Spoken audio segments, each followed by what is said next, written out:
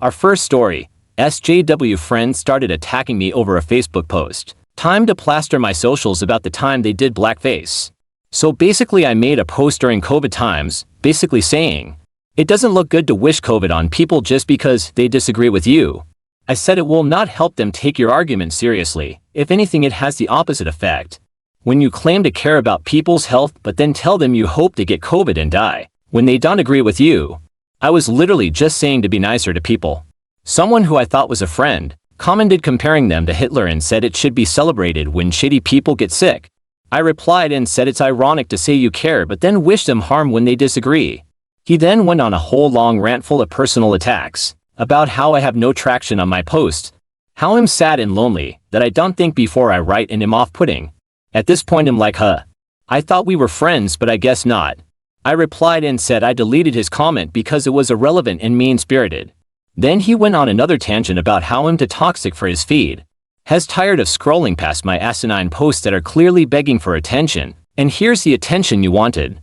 Hope you're thrilled, like okay at this point you can fuck right off. There was a lot more because he just kept going in on my personality and character, but I was deleting most of them instantly. I only saved a screenshot of his first 2 comments.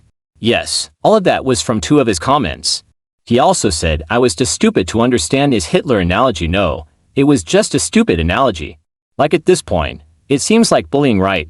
Like why are you coming on my post and trying to shit on me so hard? Why are you insulting me and calling me stupid, sad, lonely, attention seeker, etc. when I literally just made a post saying to be nicer to people? Not to mention, I was there as one of the first people supporting him when he started doing drag.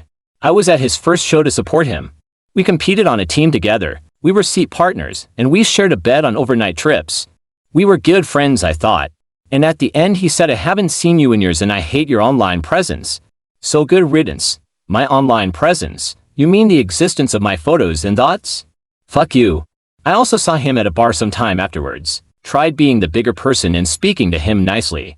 I even tipped him, but he acted like he couldn't see or hear me. That really sealed the deal.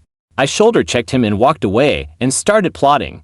I did a little digging and found a pretty obscure post from another drag queen in his community, who was talking about how he doesn't support black artists. Then, I found a video of him in blackface. Needless to say, I plastered that shit all over my socials. Enjoy. If he wants to be funny, we can be hilarious. His bio had a scene on TV in it, so I screenshot that, edited it to say a scene in blackface and posted that too. He started getting some backlash from the community and there was even a group chat called The Downfall of LMAO. We also had a mutual friend that also had a falling out with him shortly after. Could you guess why? Because of his rude, condescending, and insulting comments. My friend basically stood up for himself and said he's not dealing with the constant criticism anymore. He was his drag mother. My friend literally dropped his name and started his own drag family. Wow, I bet that hurt. Maybe next time they will look for glass before throwing stones. On to our next story. Can't buy round. This is actually the story of a friend of mine from many years ago. He had a group of friends, about 8 guys, who would go out to bars and hang out.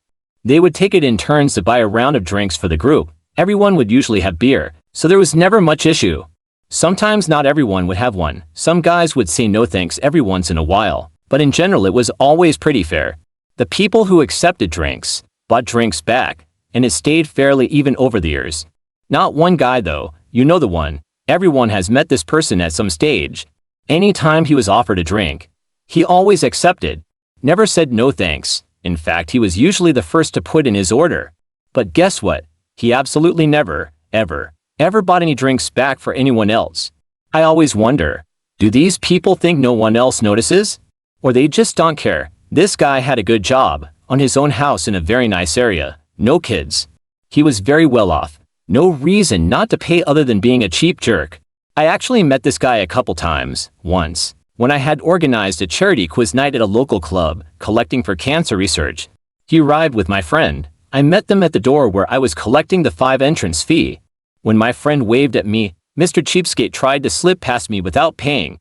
My friend loudly called him back and told him he forgot to pay.